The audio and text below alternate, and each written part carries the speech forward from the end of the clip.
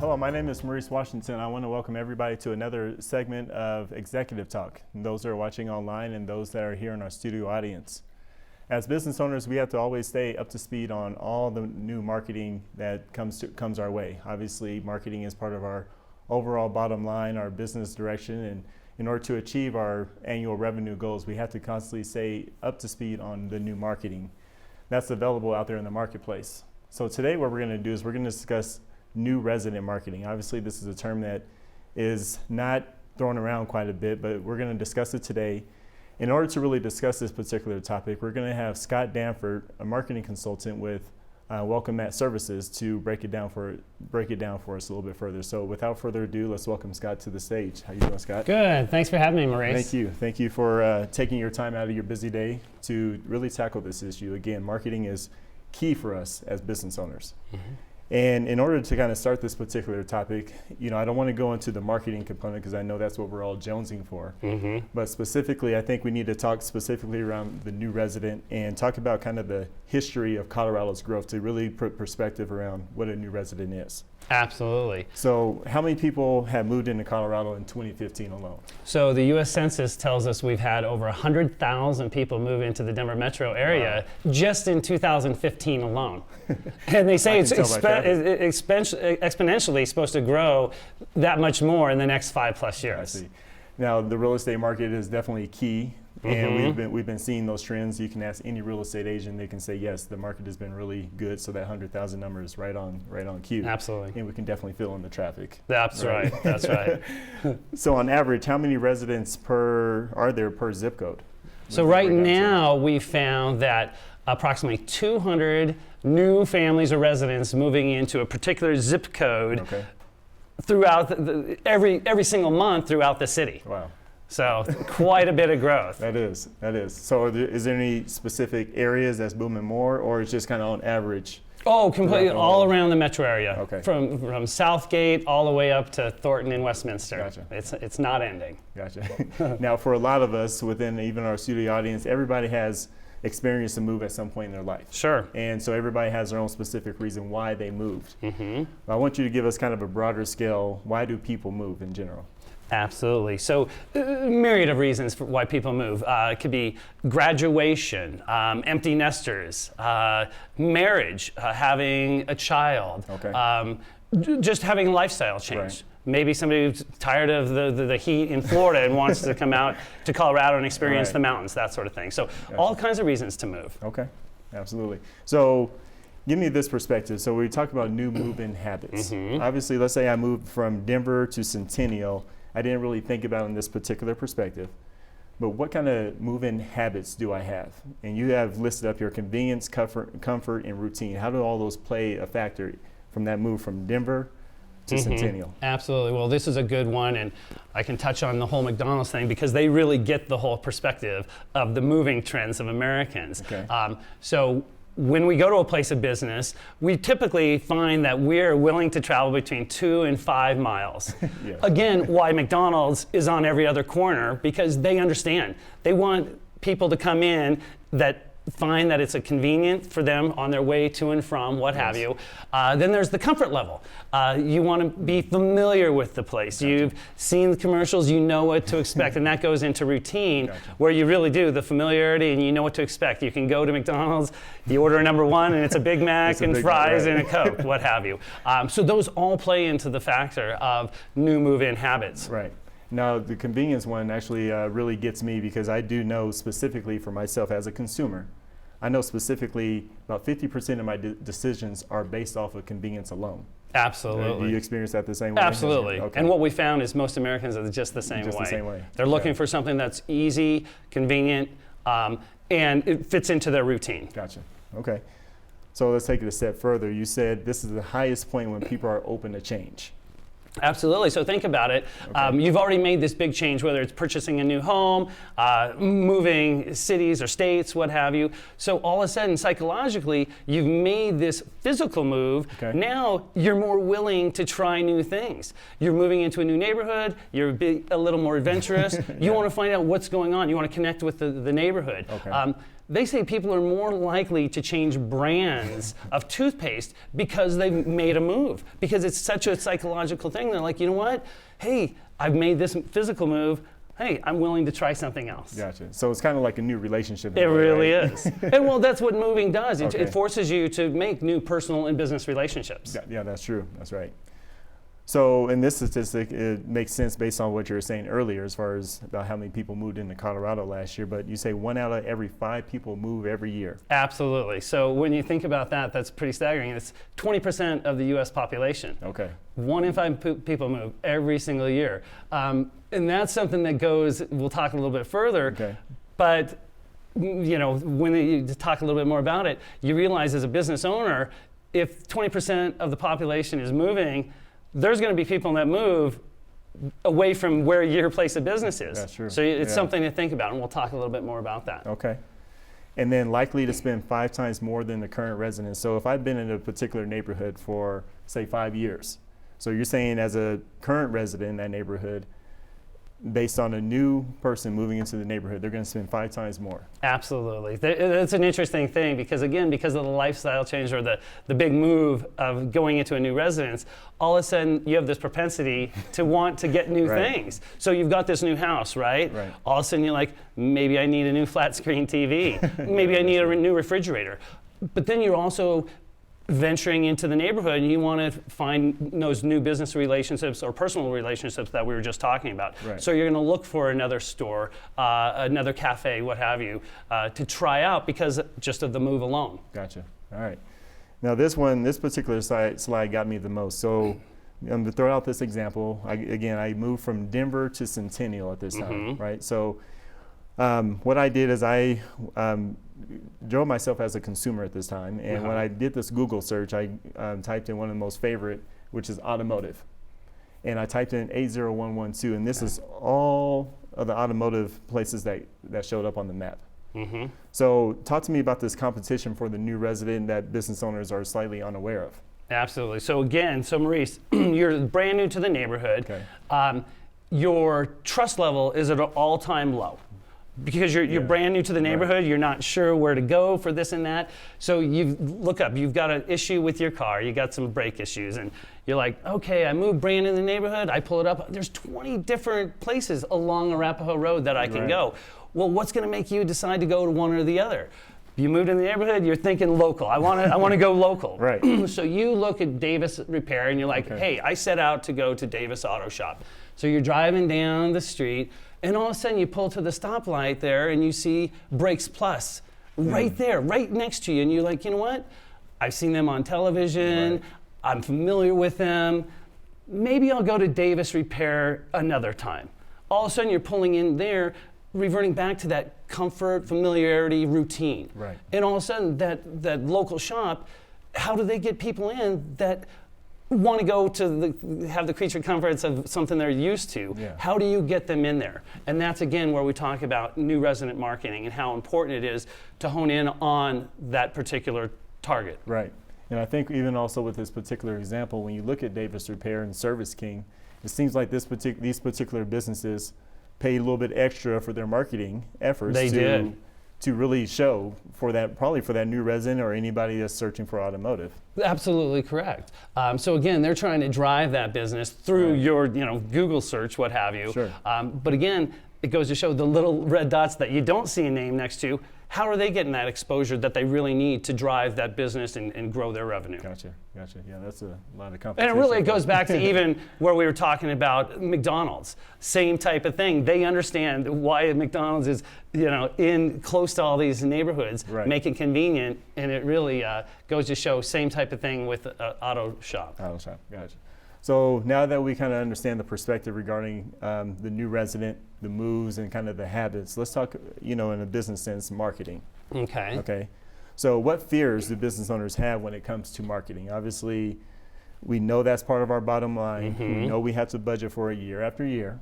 But what are some of the fears that we have and hesitations? So I would say the four main ones would be return on investment. Okay.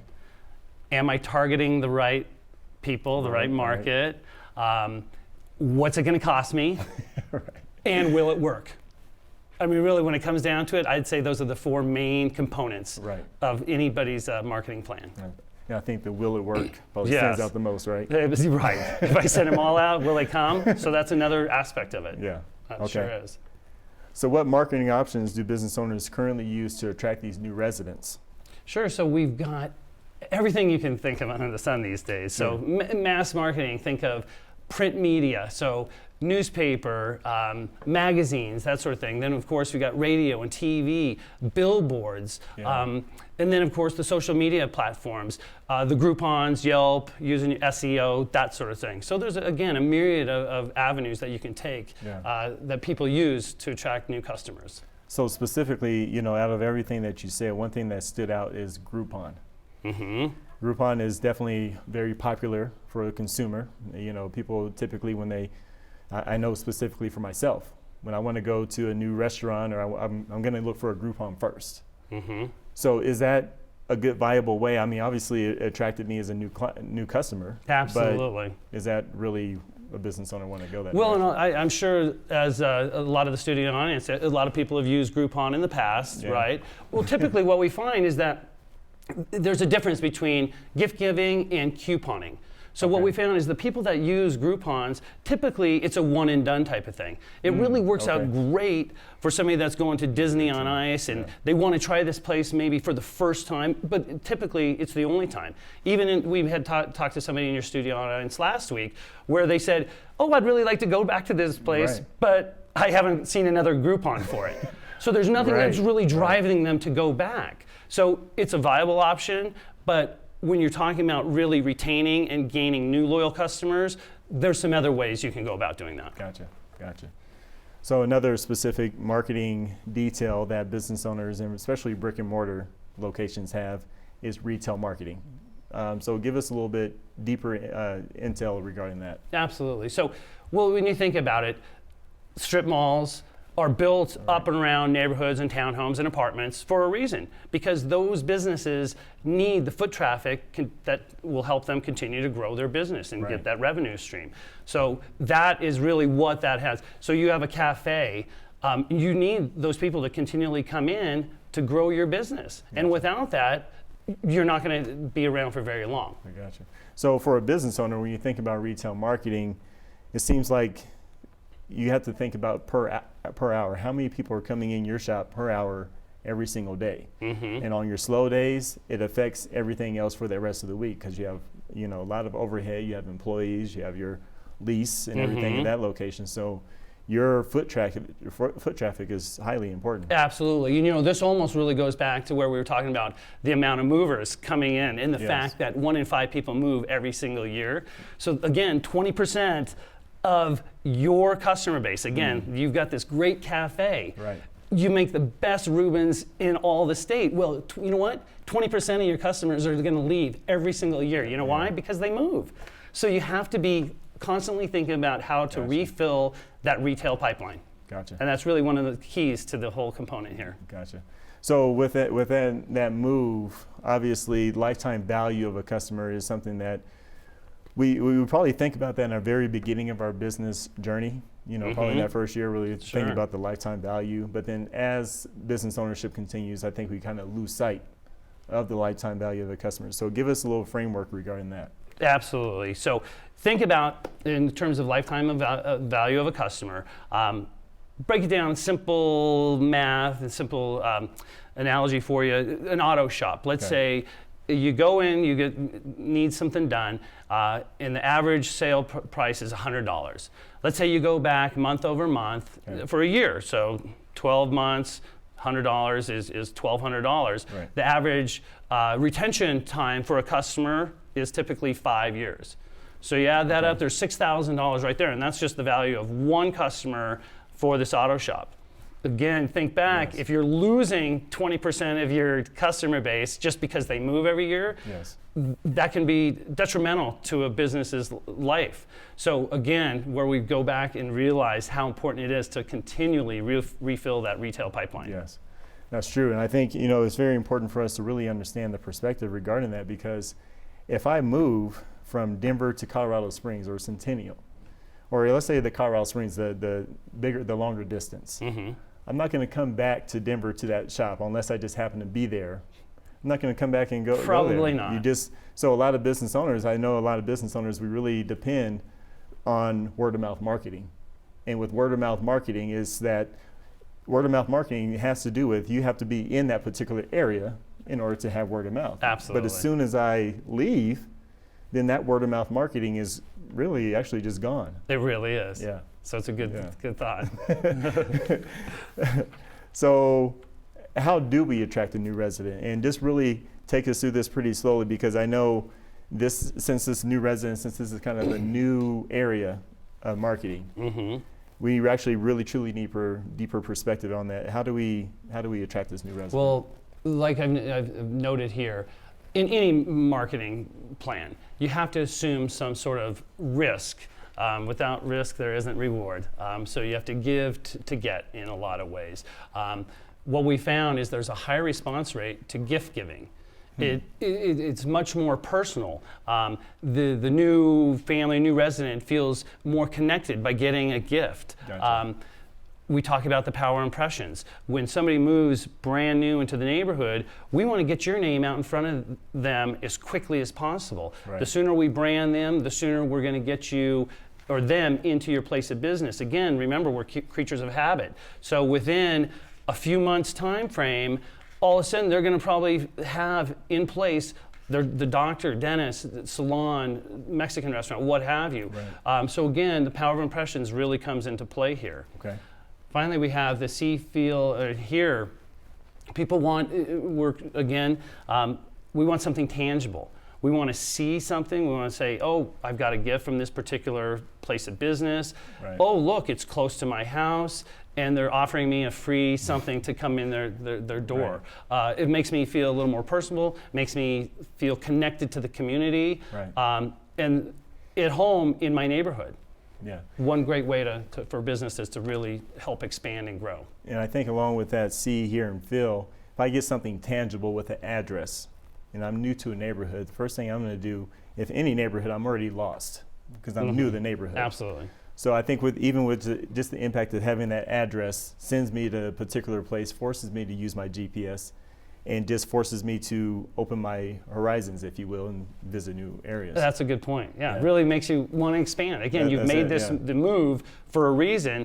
Now let's get out there and really see what we can come up with. Gotcha. Okay. So with that being said, obviously you gave us a lot of great perspective, and I appreciate that. So give us your final thoughts. What should we really go home with regarding this move in? I would say, as you leave today, and for your studio audience and the people online, take a look and notice what's going on out there in your community. See the development, see all the construction. When you're driving down the street, notice all the license plates from around the country, and realize what a great segment that is. These are potential customers to my business, and realize that most importantly, understanding and targeting new residents is really one of the most cost-effective ways to satisfy the goal of any business, really, and that's to gain new loyal customers, because new loyal customers equals increased sales. That's it. And just to kind of tag along with that, I love how you ended it with loyal customers. I think business owners, from time to time, we forget that we want that pipeline. We want to constantly fill more people into our business, but we don't get to the point of the longevity and the lifetime value and keeping that customer there. So I think a lot of our marketing efforts should be focused primarily towards keeping loyal customers, keeping and retaining more clients. With that, absolutely, yeah, 100%. Well, with that being said, what we're going to do is I would like to welcome everybody to our Facebook, our LinkedIn, to follow us on Twitter, Instagram, and YouTube under Executive Money Inc. specifically, to really stay up to date on all our new segments, and just specifically this one. And again, think about it, business owners. When you're marketing, we have to be open to all these various opportunities out here, and this is most certainly a viable one. So I want to thank you, Scott, again. Thank you for joining us online and also here in our studio audience. But in the meantime, Scott and I, we have to get back to work. Have a good day. Thank you, Scott. Appreciate you. Thank you. Yeah.